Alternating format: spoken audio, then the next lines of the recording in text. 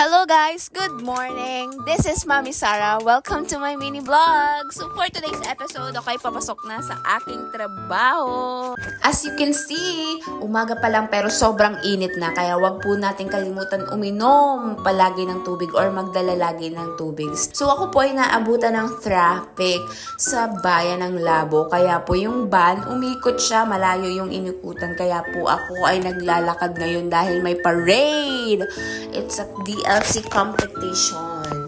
Kaya, dahil alam nyo na, magpipiesta na ng Labo, kaya may mga ganito ng aktibidades na nangyayari. Ang gaganda naman ng mga estudyante na mga kasali dito sa DLC competition. Ay, alam nyo na, dati nakasali din ako dyan.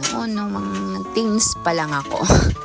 So yes, nakarating na tayo sa opisina at nandito sila sa labas nanunood. So after nun, marami mang kaming bisita na, alam nyo na, so kami ay full pack ng mga araw na ito. So marami na din nakaganapan dahil nagdating din si Kuya Bush, nilibre niya kami ng siopaw.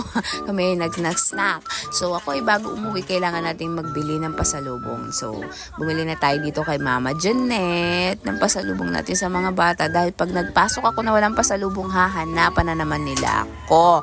So binilihan ko lang sila ng Yakult and then ng biscuit para hindi tayo empty-handed pagpasok natin ng pagpasok natin sa street, sa bahay natin. So eto na, naghihintay na sa kanila ang pasalubong nila. So hanggang dito na lang. See you on my next video. Paalam!